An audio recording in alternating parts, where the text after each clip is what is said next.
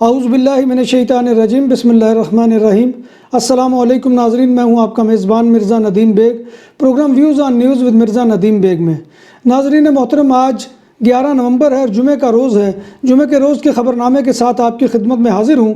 جیسا کہ آپ جانتے ہیں کہ ہمارے خبرنامے میں اسپین، یورپ اور دیگر ممالک کی دن بھر کی اہم خبریں شامل ہوتی ہیں۔ ناظرین محترم، آج کی سب سے پہلی خبر کا تعلق اسپین کے معاشی حالات سے ہے۔ ویسے تو اسپین کی معیشت ہر حال میں ہچکولے کھاتی رہتی ہے، کبھی اسے مالی بحران کا سامنا رہتا ہے اور ابھی اس سے پوری طرح نکل نہیں پاتی کہ وبا کی بے رحم لہریں اسے آ لیتی ہیں۔ بینک آف اسپین نے پیشین گوئی کی ہے کہ رواں سال 2020 میں ملکی معیشت 11.1% کم رہے گی اور 2021 میں ملکی معیشت میں 6.8% کا اضافہ متوقع ہے۔ اسپین میں کرونا وائرس سے متاثرین کی تعداد 17,20,056 ہو گئی، جبکہ اموات کی مجموعی تعداد بھی روز بروز بڑھ رہی ہے اور مجموعی تعداد 47,344 تک جا پہنچی ہے۔ محکمہ صحت نے گزشتہ 24 گھنٹوں کے دوران کرونا وائرس سے 325 اموات کا اندراج کیا اور 7,955 نئے کیسز سامنے آئے۔ بارسلونا شہر میں 30 نومبر سے 6 دسمبر تک کووڈ سے 61 اموات رجسٹرڈ ہوئیں۔ کووڈ کی لہر کے آغاز سے لے کر اب تک یہ تیسرا ہفتہ ہے جس میں کووڈ سے 100 سے کم اموات ہوئیں۔ بارسلونا میں ماہ رواں میں پازیٹیو کیسز کی تعداد میں 5 پوائنٹس کی کمی واقع ہوئی ہے۔ اس وقت کتالونیہ کے ہسپتالوں میں 1,436 مریض داخل ہیں۔ انسانی حقوق کی تنظیموں نے بادالونا میں آگ لگنے کا ذمہ دار انتظامیہ کو قرار دے دیا۔ انسانی حقوق کی تنظیمیں SOS راسزمو، DESC آبزرویٹری اور کاتالان ریفیوجی ایڈ کمیشن نے کہا ہے کہ بادالونا میں جس طرح سے آگ لگی ہے اس کی وجہ تو بلدیہ کی وہ پالیسیاں ہیں جو انسانی حقوق کی خلاف ورزیوں کی اجازت دیتی ہیں۔ تنظیم نے لاوارث اور قدیم بلڈنگ کے اندر رہنے والوں کو بدنام کرنے سے روکنے کی ہدایت کی ہے اور انتظامیہ کو بھی کہا ہے کہ وہ اپنی ذمہ داریاں سمجھے۔ الیکانتے میں اسپین کی نیشنل پولیس نے ایک گروہ کو پکڑ لیا جو غیر قانونی طور پر رومانیہ کے ڈرائیونگ لائسنس بنا کر دیتا تھا تاکہ وہ اسے اسپین میں چینج کروا کے ہسپانوی ڈرائیونگ لائسنس لے سکیں۔ اس کے بدلے گروہ لوگوں سے رقم بٹورتا تھا۔ یہ گروہ 3 سال سے اس غیر قانونی دھندے کو سر انجام دے رہا تھا اور اس عرصے میں انہوں نے قریباً 500 افراد کو رومانیہ کے لائسنس جاری کیے۔ ان میں اکثریت کا تعلق رومانیہ یا مولدووا سے ہے۔ یہ گروہ جعلی لائسنس بنانے کے 2500 یورو وصول کرتا تھا۔ وہ لوگوں کی پادرونامنتو بھی کرواتے تھے اور یہ رجسٹریشن مکان یا پادرونامنتو ایسے مکانات پر ہوتی تھی جن کے اس گروہ نے جعلی کانٹریکٹ بنا رکھے تھے اور پادرونامنت کے یہ گروہ 200 یورو الگ سے لیتا تھا۔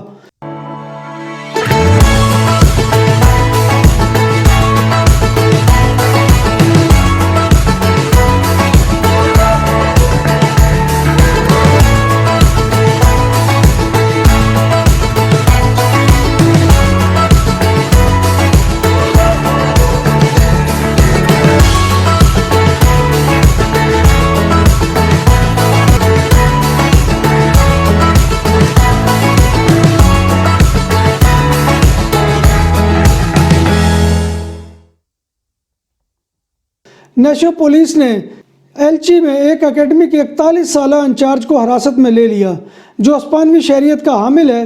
یہ شخص جنریتات والنسیا کے ذریعے جاری کردہ موبائل کرین آپریٹرز کے لائسنس کے جعلی سرٹیفکیٹ جاری کرتا تھا۔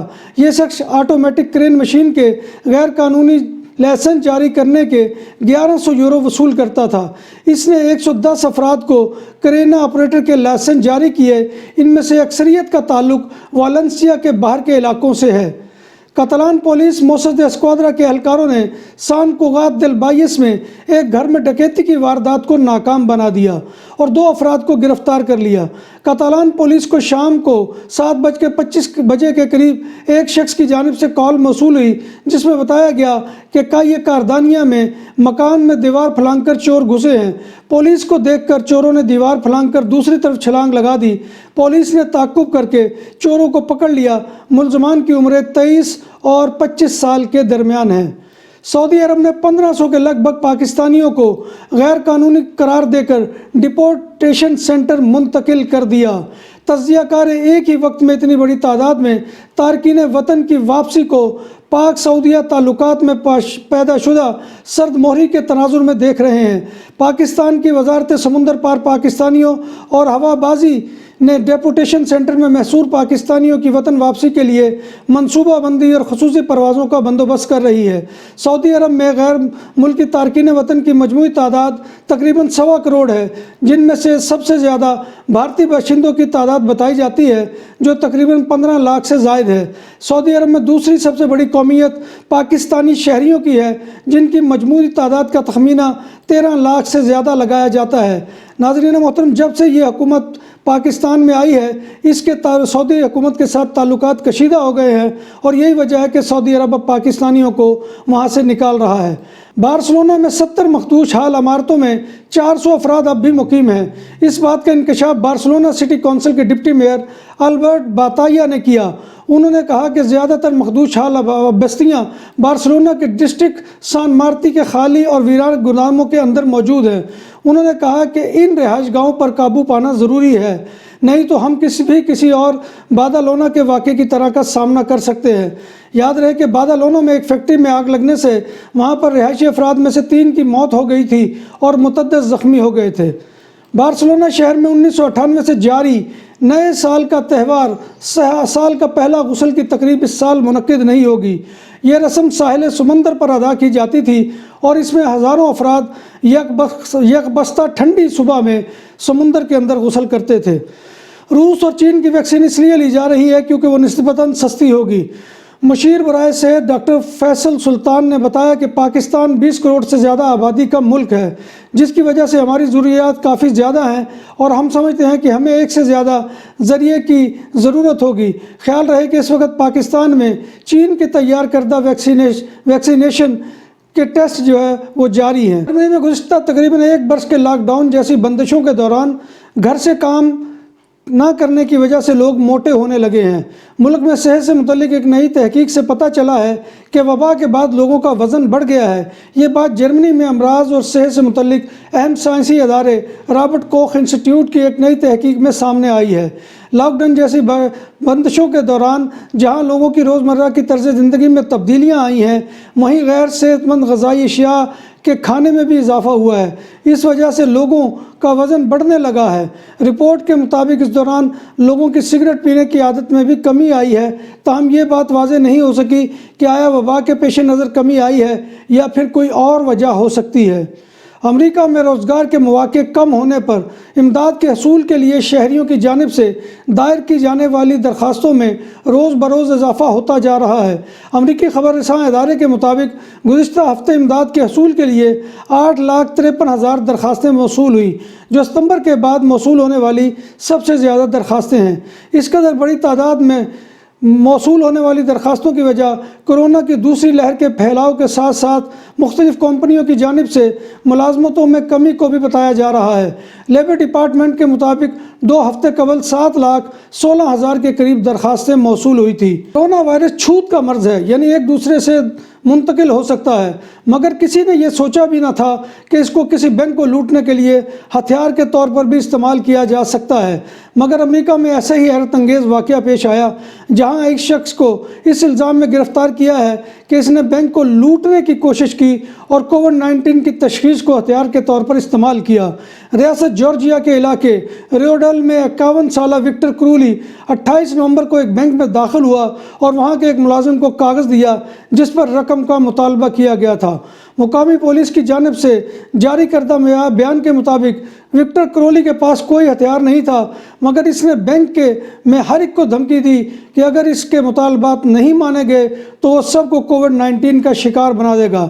جب بینک کے عملے نے پولیس کو طلب کیا تو وہ شخص پیسے لیے بغیر بینک سے فرار ہو گیا۔ پولیس کی تحقیقات کے بعد وکٹر کرولی کو گزشتہ دنوں اس کے گھر سے گرفتار کر لیا گیا ہے۔ شمالی افریقہ کے ایک اور ملک مراکش بھی سجدہ ریز ہو گیا اور اسرائیل کو تسلیم کر لیا۔ وائٹ ہاؤس سے جاری کردہ اعلامیہ کے مطابق اسرائیل کو تسلیم کرنے کے بدلے میں صدر ٹرمپ نے مغربی صحرا सहारा पर मराकश के दावे को कबूल कर लिया है। इस इलाके में मराकश और अल्जीरिया के हमायत याफ्ता पोलिसियारियो महाज के माबैन दहाइयों से झड़पें जारी थी। पोलिसियारियो इस खित्ते की एक आज़ाद रियासत बनाना चाहते हैं, ताहम अब अमेरिका ने इस इलाके पर मराकश का हक तस्लीम कर लिया है। ओमान की जानिब से 103 ममालिक के लिए एंट्री फ्री सियाती वीज़ा प्रोग्राम शुरू किया जा रहा है, ताहम इस फहरिस्त में पाकिस्तान का नाम शामिल नहीं है। अम्मानी पुलिस ने बताया कि मशरूत वीज़े के लिए सयाह को 10 दिन के क़याम की इजाज़त होगी, जबकि अम्मानी हुकूमत ने ट्विटर पर कहा है कि सयाहों को जिन शराइत पर अम्मान आने की इजाज़त होगी, इनमें पेशगी होटल बुकिंग और वापसी की कन्फर्म बुकिंग पेश करना होगी और कानून के मुताबिक सयाहों को मेडिकल इंश्योरेंस भी फराहम करना होगी। मोहतरम, ये था आज का ख़बरनामा। उम्मीद है कि आपको हमारा ये सेगमेंट पसंद आएगा। आपसे गुजारिश यही है कि आप हमारे चैनल BBC अपडेट TV को सब्सक्राइब करें, इसके प्रोग्राम को लाइक करें, शेयर करें और कमेंट बॉक्स में आकर कमेंट करना मत भूलिएगा, क्योंकि आपका कमेंट करना जो है वो हमारी रहनुमाई के लिए बहुत बड़ा ज़रिया होता है। नाज़रीन मोहतरम, इस दुआ के साथ प्रोग्राम को इख्तिताम पजीर करता हूँ कि अल्लाह तबारक व तआला हमें ईमान और सेहत की सलामती के साथ ज़िंदा रखे और हमारा ख़ात्मा ईमान के ऊपर करे और रोज़े महशर हज़ूर नबी अकरम सल्लल्लाहु अलैहि वसल्लम की ज़ियारत जो है वो हमें नसीब फरमाए। तो इसी के साथ मैं आपसे इजाज़त चाहता हूँ। इंशाअल्लाह कल नए प्रोग्राम में नई ख़बरों के साथ आपसे मुलाकात होगी। तब तक अल्लाह हाफिज़।